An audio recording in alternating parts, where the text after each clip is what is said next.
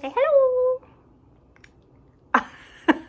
Welcome back to Reading to Write. Today I wanted to do something a little bit different. I'm going to Ireland in October, which I am so excited about because Ireland has been on my travel bucket list for a really long time. And October is my favorite month because Halloween is my favorite holiday of all time. And Ireland is actually where Halloween originated. Obviously not like we have today. The practice of it, having a day to respect and protect yourself from the dead, originated in Ireland. So, what better way to prepare for my trip than by reading this? The Irish Gothic Fairy Stories from 32 Counties of Ireland. I found this book in a bookstore a little bit north of me that I've never been to before. They had this amazing mythology section that I wanted to literally buy every single book in. I took a picture of the entire section because I wanted all of the books and I knew I was going to forget a lot of them. But they had, everything from the epic poems to a translation of Beowulf that Tolkien did, which I did not know that he ever did any translation, so that was very exciting. I might want to buy that sometime in the future. But they also had this. They had one copy and it felt like a sign because I'm going to Ireland and I am writing a book about a fairy world. And I absolutely love Gothic stories, so I just needed to buy this. The blurb on the back says, "In the 4 provinces of Ireland there are 32 counties. Each county and its people have their own traditions, beliefs, and folklore, and each one is also inhabited by the Sidhe.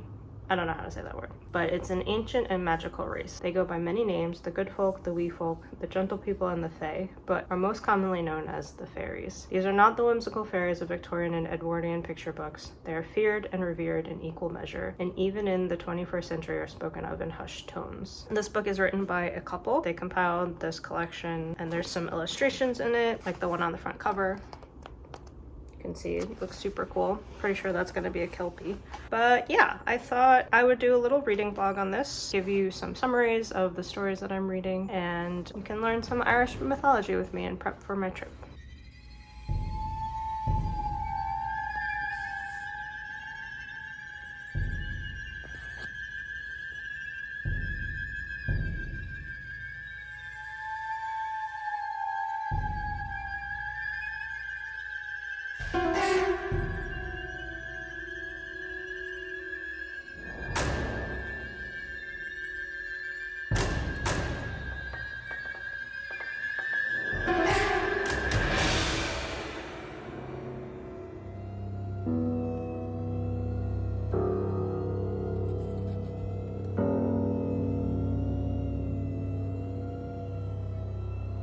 It's been a little bit since I filmed the intro for this reading vlog. I have now finished the first section. So this book is written by 2 people who are from Ireland, and I think the way that they laid this book out is actually pretty brilliant. In one of the pages towards the beginning, you can see this map here of all of the counties in Ireland, and they're all kind of like pattern coded by what province they belong to. And then each province gets its own section for the fairy stories that are from that region. And then each county gets its own story that is told in that area. So it'll begin with a little blurb about the county itself that'll talk about like some of the famous storytellers or folklorists that are from that region, some of the like common stories that you may hear while you're there, and then it'll give a more detailed account of one specific fairy story. So the first province that's explored is the Province of Ulster. This is one of the biggest sections of the book. There are 10 counties in Ulster that I can count on the map. Some of the stories include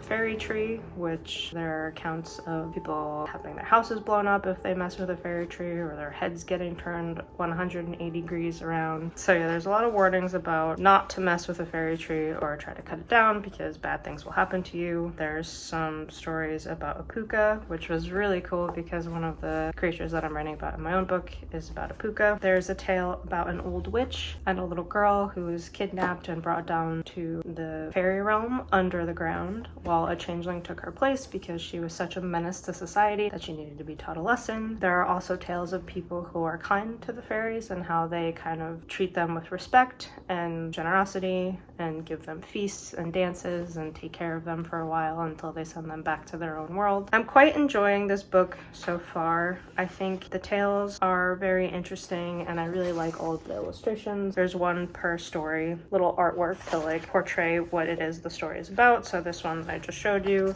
is about the fairy horses. This is one where a child was stolen and every night her brother would hear her galloping on the like grounds around their house on one of these fairy horses. He's able to communicate with her and she tells him that if he can pull her off of the horse while she's running through with all of the fairies, then he will be able to save her. But if he misses, then they will both die. So her brother bravely goes to save her and it ends up working out because he has help from the rest of the family to like keep them grounded in the mortal realm. I really like all of the little folk tales. I love that they're dedicated to whatever area that we're looking at. They are also, a lot of the stories are quite dark, you know, obviously people having their houses blown up because they messed with the fairy, or, you know, a child being kidnapped and like forced to eat all of the food that they've ever discarded and sew all of the dresses that they've ever ripped until they like learn how to behave, or, you know, they're quite scary. I will say though, the writing in this, while it's like good, it's not really gothic, which I'd say is kind of a critique for this because it is called Irish Gothic fairy stories and it's not very gothic in like the atmosphere of it. I'd say they are a little gothic in like the subject matter, you know, so like some of these people are like trying desperately to escape the fairies and they can't. So the stories themselves are dark and kind of gothic, but they're not portrayed in a very gothic way. You know, there's no real like build up of the atmospheres or, you know, the like sense of dread that the people who are being affected by the fairies are feeling. So it's kind of lacking on that department. It's told like a folk tale. Kind of has that whimsy and like not childish way of telling the story, but it's just very like, you know, plain. The only word that I can really think of is whimsical, the way folk tales can be, which isn't bad. It's just, you know, it's not gothic, but that's okay. I am still really enjoying it. The other thing is sometimes in the like county descriptions right before you get to the story, they'll like give you glimpses of other stories that are told in the area, and some of them I wish that they expanded on those stories specifically. One of the last counties I read about here, they talk about the graveyard bride who lurks in cemeteries looking for a groom to take to her grave, which that sounds so much like Corpse Bride that I was like, I wonder if Corpse Bride actually got inspiration from this fairy tale that is told in Ireland. So that would have been really cool to like hear more about for this county. There's also a banshee that they mention in this little like blurb before the story, which is about Johnny and the King of the Fairies. One of the stories where the fairies befriend the person and take care of them on their travels until they can get him home. But yeah, there are certain introductions that I wish that they would have included as like actual fairy stories in the contents of this book. I'd also say sometimes those little blurbs are like kind of discombobulated in the way that they like explain things. Like they'll start talking about people who have told stories from that area and then like jump to like stories that have been told and then go back to like some famous like singer-songwriters that are from there. So those could have been, I guess, a little bit better organized. I don't have a favorite fairy tale yet, but I still have 150 pages left to go in this book, so we'll see if one of the other provinces has my favorite story.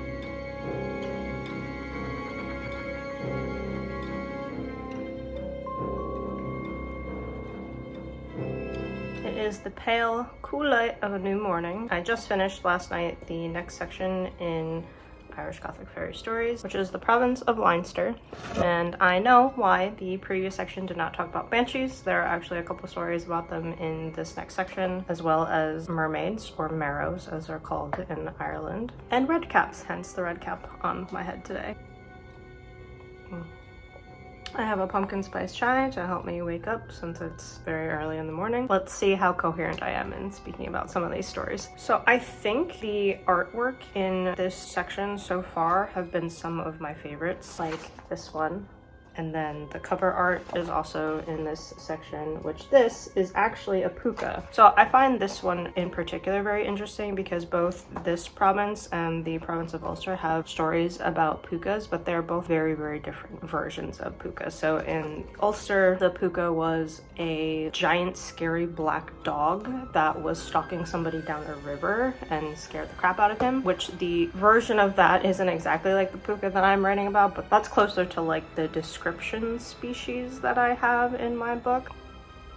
This next one, however, the one with the horse, is a story about, it's like a demon horse, same color coding as the other one. So they have red eyes and like black fur, and he makes a lot of noise in somebody's kitchen because the boy who's supposed to be cleaning it overnight in the castle is lazing about and not actually doing it. So the puka is doing it for him instead. And then one night he tries to find out who is actually like doing his chores overnight, and he ends up falling asleep, and the puka catches him and tells him the story about how he used to be this like lazy boy, and a puka caught him and took him all over Ireland, like running amok, and then by the end of the ride he turned into a puka and is cursed to like take up the chores of every lazy girl or boy until he finds one that's even lazier than him that he can essentially replace himself with so that he can be free and a young boy again. And the boy ends up like avoiding turning into a puka for this specific encounter, but then later on in his life, after he's like been good and like hardworking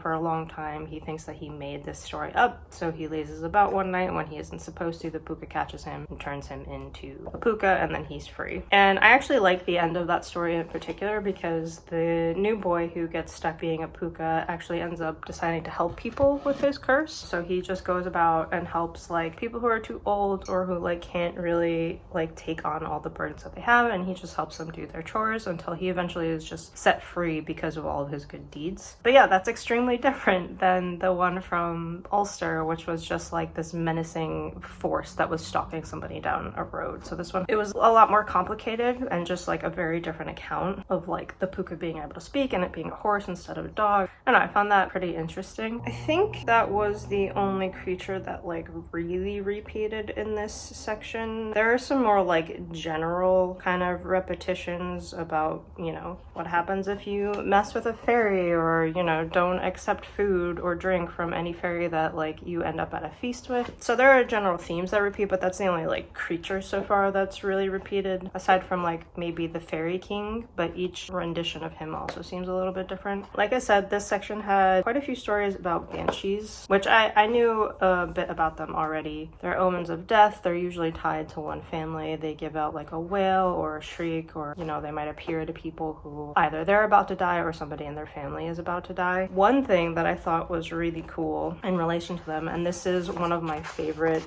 art pieces in this section, it's the section for mermaids, which, like I mentioned, the version of them in Ireland, they're called merrows, and they're still beautiful women with fishtails, but they have webbed fingers, and the men actually have like pig faces. So they're not very beautiful, but the women are. But there's one version of a merrow. It's kind of a cross between a merrow and a banshee, where it is like a merrow who is kind of an omen of death in one of the lakes. She like kind of moans and appears to fishermen or sailors who are crossing the lake, who are probably gonna end up dead.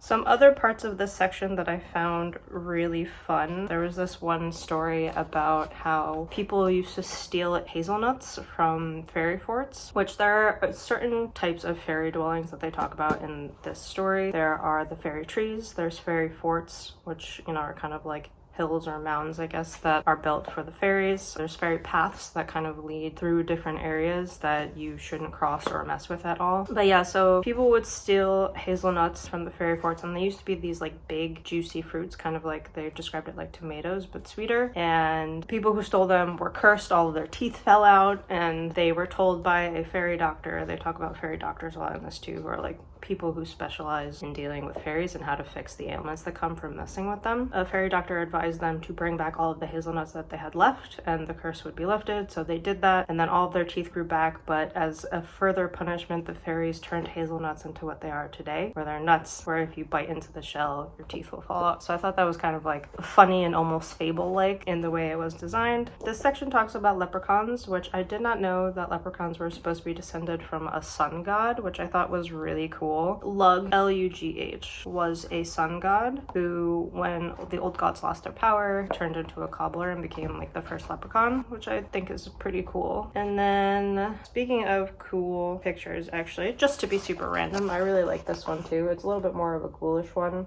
but I just really like the way that the art is done in this with kind of like obscured edges and like paint splatters. I think that they're really pretty. There was one more story in this section. It's the story about a fairy glen, which is like another place that fairies reside. And there was this fairy girl who lived in a house right on the edge of a fairy glen, and this one guy named Pat always used to kind of flirt with her. He always would like joke like, oh, you should take me to the fairy world, and she'd be like, you can come anytime you want. And then one time she's like, you can come right now, and he's like, okay. And then they go to the fairyland and they end up at this feast. This is one of the stories that talks about how you shouldn't ever take drink or food from fairy folk, and she warns him of that before they go, but she's a fairy person, so she gets to drink and eat whatever she wants. And after hours he gets really upset and he's like, what am I supposed to do? They keep offering me stuff and I can't do anything about it. And she's like, oh, I'm sorry, I should have told you. Just ask them to put salt on it and they'll leave you alone. So he does that, and they're like so offended that they never approach him again. So he's free to just kind of enjoy the party without being offered anything anymore. So they go and they dance, and then he eventually asks her to marry him, and he says yes. So they have a wedding, and then they go on their honeymoon back into the fairyland. And now, because he's like part of the fairy family, he's allowed to eat and drink without any risk of like losing himself. So I thought that that was kind of a fun one, because it shows that like not all of these stories end badly, and it is kind of a little confusing because sometimes the fairies are nice and they're helping people out, or they're just falling in love with a mortal. Other times they're teaching people a lesson, like the puka was in this. The horse puka was teaching the lazy boy to not be lazy anymore. But other times they're just mean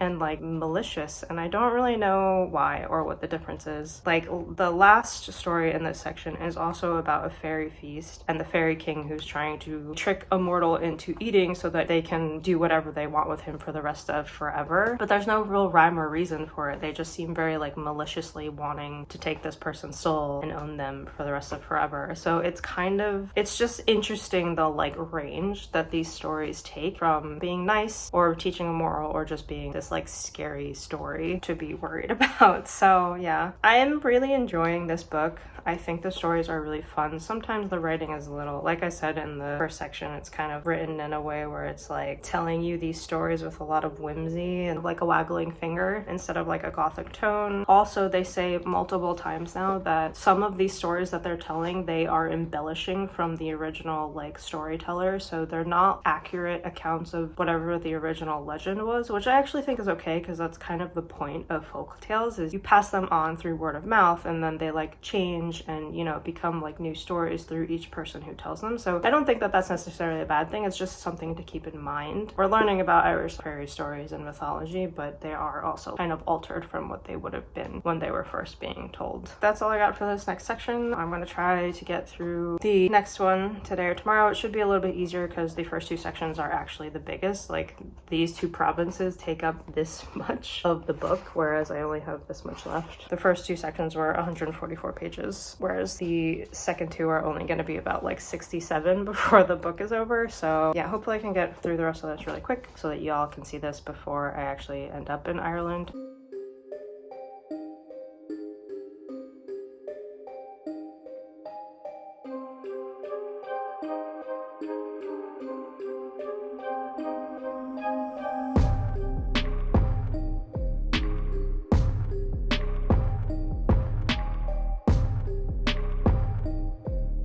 Dun dun dun. The fairies abducted me and changed my hair.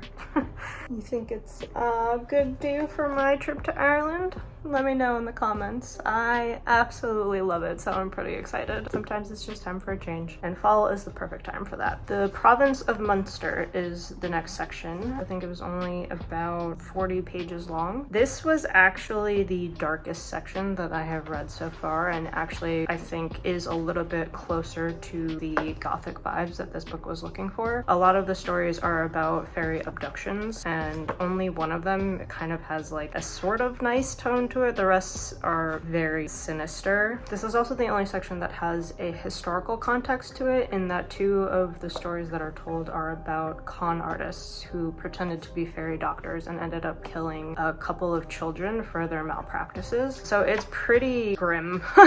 Again, the artwork in this book is absolutely beautiful.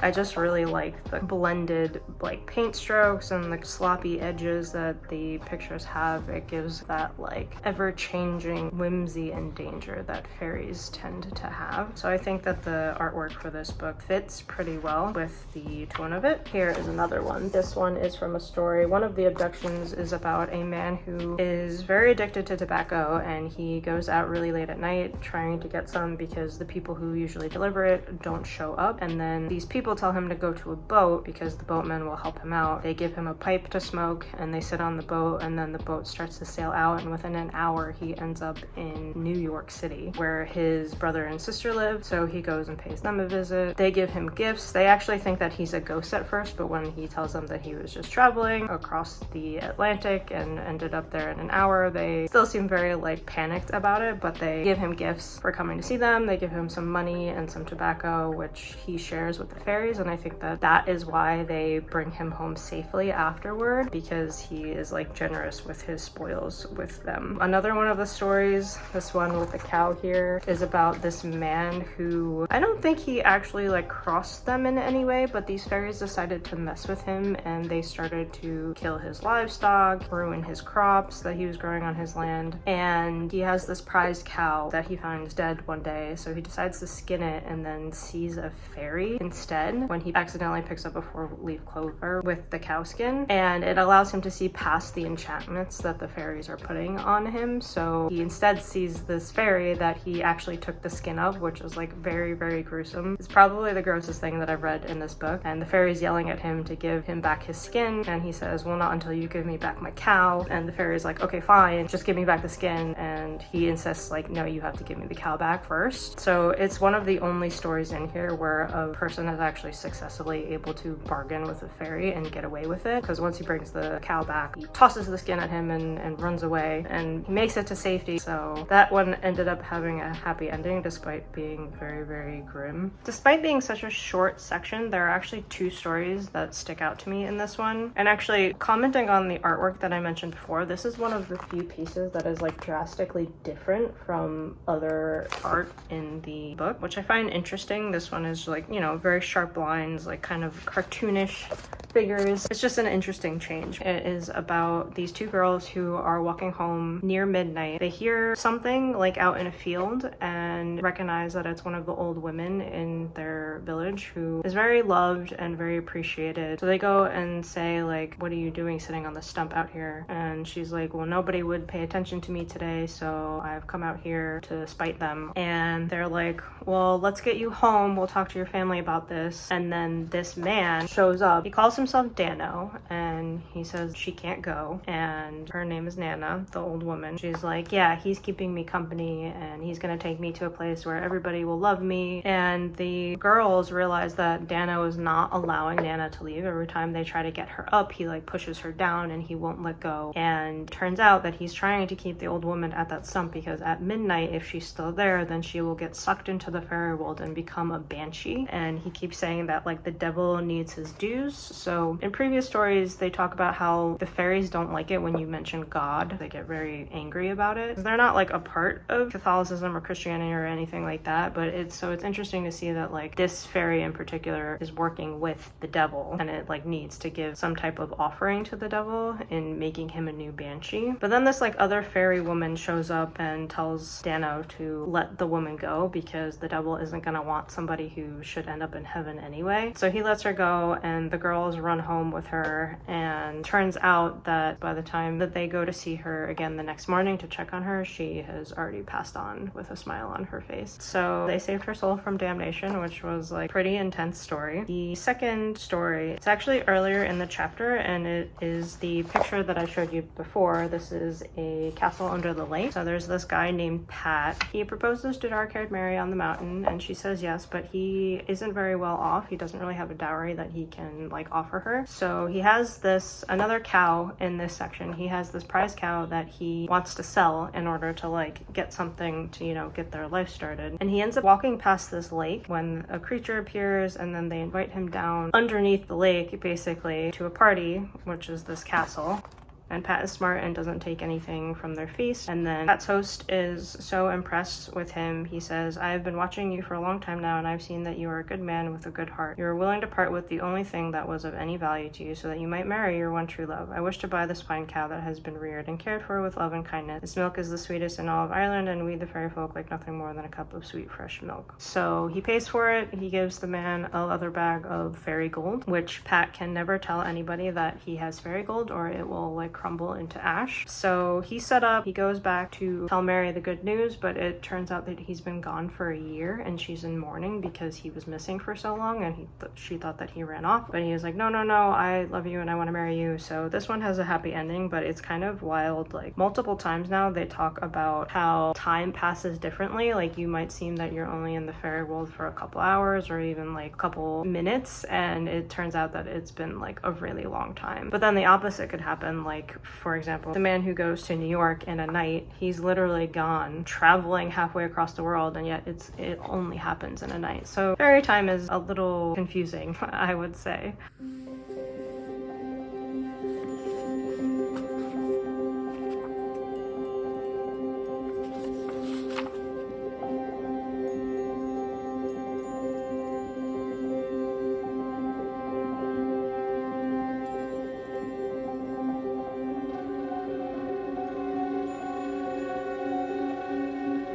So I have finally finished Irish Gothic fairy stories. The last province was the Province of Connacht. I don't know if I'm saying that right, and I'm sorry if I mispronounced it. The first county that they talk about is Galway, which is actually one of the places that we're going to on our trip, which is actually impending now. I'm literally leaving tomorrow, so I'm very, very excited, and it was fun to open up this province reading about one of the places that I'm going to. As far as the stories in this section go, there really were not many. I think there's only like 5 stories that they go through in this province. So it was kind of slim pickings as far as the ones that I liked. I really only liked the last story, which was about a group of fairies that had kind of a party out in the mortal world, and you're not supposed to drop any of the fairy berries because they can give somebody their youth and beauty back and like a great rejuvenation of their strength, but the fairies don't like sharing it with mortals, so it's kind of forbidden for them to share their fruit or to leave it in the mortal world, because then a fairy tree will bloom from the berry that's left behind, and then mortals can get to it all the time. So there are these fairies that are having this party. One of them ends up dropping one of the berries, doesn't realize it until they're back in fairyland. Is too afraid to tell anybody, but a fairy tree blooms and people are trying to gorge on them. The king finds out and banishes the fairy who is responsible to the land of the giants, and says that he can only return if he gets a giant to agree to watch the tree. The queen, who wants him to be able to return, gives him a few berries to take with him and offer to the giants to try and get one of them to agree to watch the fairy tree for them. So Picking tries to get one of the giants to help him. He manages to get Sharvan the Surly, who even for giants is like very surly, and he doesn't get along with a lot of people, but from the berry that Pickman gives him, he is like overjoyed, and he like becomes a much lighter and like more excitable giant, and he loves them so much that he agrees to help. So they go back to the fairyland, the king lifts the banishment, and then the giant goes and protects the the tree. Now this is kind of like a story that is 2 in 1. So the next part of the story is about this kingdom that's kind of near where Doros is, and the beloved king was slain by another who took his place and then like banished his children. The son he sent out to sea to die, and the woman he had a witch place a curse on because she was like the most beautiful maiden in the land. From the witch's curse she became like deformed and ugly, and everybody ostracized her, so she was living on the streets. And then him and his daughter like took over the kingdom. And then there's this robin that befriends the old princess Rosaline, and the robin is Rosaline's only friend in the world. And he finds out that she used to be beautiful and she used to be the princess of the land, but now, you know, she's like in the slums basically. So the robin sets out to figure out how to restore her beauty, and he figures out he can do that with one of the fairy berries from this fairy tree in Doros. But the giant is there, so his robin friend of the woods tells him that his only chance is to wait for the giant to be in battle with a human, because humans come all the time to try and like steal the berries. So he stashes like a branch in his belt. The only time that the robin can try and get one is when he's in battle and he's not really paying attention to the berries on his belt. The robin waits, manages to steal a berry, gives it to Rosaline, and then just as she like becomes beautiful again, this like new prince from a different land, he's like a golden knight, sees her and is like, oh my god, you're the most beautiful thing I've ever seen in my life. Are you the princess of this land? And she's like, I was, and then runs away. The new prince, I don't even remember his name. What is his name? Prince of the Sunny Valley. Is that his only name? Yeah, I guess so. The Prince of the Sunny Valleys goes to the banquet that the current king is having, saying, I'm looking for a bride. I heard this land had like some of the fairest maidens in the world. Obviously, the current princess thinks that he's talking about her, which he's not. Rosaline's brother returns with like a band of people who he was gathering while he was like lost out at sea to reclaim the throne. His name is Niall. Once everyone sees that Niall is alive, they turn on the current king. Rosaline hears that her brother is back. She returns to the castle, and then the Prince of the Sunny Valleys asks Rosaline to marry him, and it's happily ever after. I liked that story. It was the longest. It was also the most involved one there was. Most of the other ones were just kind of like very, very short recounts of like either a farmer who lives on a fairy land and, you know, has a lot of encounters with them, and he gets along with them very well because he respects them. Another one was about a treasure that somebody heard of and went digging for, and nobody knows if he ever found it, because if you say fairy gold aloud, any fairy gold that you have will literally turn to dirt. So, you know, they were okay. I would say the last story was my favorite out of this section, but all of the stories I think were not as good as some of the other stories in the previous sections. At the end of the book, there is a little list with like kind of all of the lessons that have been told throughout all of the stories that we've read. So one of the like big ones is if you're trapped in a fairy field or fairies are after you, a good way to get them to run away is by acting like you're mad. So they recommend you swap your shoes to the opposite feet, turn your coat inside out, and like do a dance by turning a circle 3 times, because fairies are afraid of madness. Another way to find yourself out of a fairy field if you're lost in it is apparently to follow a hare, because they're always looking for the exit, which I kind of wonder if that was a little bit of inspiration for Alice in Wonderland, since that does have a white rabbit that Alice kind of chases throughout the story. Another way to counteract magic is with iron, which I think is common knowledge at this point, though something that I didn't know is fairies have a grievance with God because he would not allow them into heaven. So they also don't like when you mention God in front of them, or, you know, have a crucifix up, or talking about the Bible or something like that. They're not gonna be very happy with you for that. There's some other really fun stuff in this, like, you know, if you find a silver comb out on the street, don't pick it up under any circumstances, because that belongs to a banshee and they are gonna want it back and they will search for it if you take it. Obviously don't accept any food from a fairy specifically, yet if you somehow can steal their berries, then you will be youthful and like restored to your like utmost health. There have been like some instances like that where it's a little like contradictory to something like else of the lore, which, you know, I feel like is kind of standard of a lot of mythology, but it's just kind of interesting to note. Hello. What are you doing?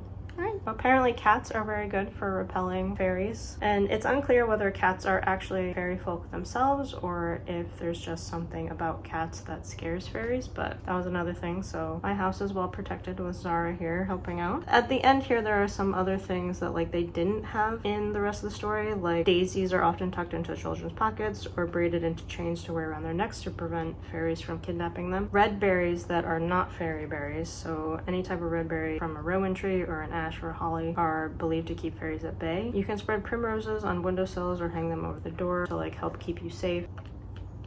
You can see her little ears poking up. If you live near fairylands, you should share anything you have with them, whether that's like things that you bake or butter, or if you're making a hot beverage, especially tea, because they really love tea, you should pour some out or put some out on the stoop for them. It'll bring you good fortune, like it'll make your baked goods taste always amazing, or it'll show them how much you respect them and they will treat you kindly, and maybe even give your land some blessings, or your livestock some blessings. So most of this is just about respecting the land, respecting the fairy folk, and they will not make your life a living hell. So I feel very prepared for my trip to Ireland, and I will know how to interact with the fair folk and their belongings and their land. I really enjoyed this book overall. I thought it did a really good job of kind of introducing you to the mythology of the good folk and all different types of fairy creatures. I definitely recommend it. I think this is like an indie published book, so there are some typos, and like I said earlier, some of the descriptions are a little bit discombobulated, or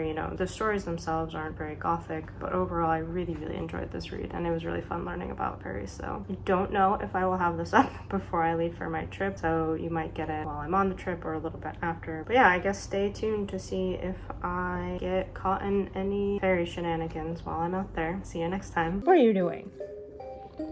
Oh, that was rude.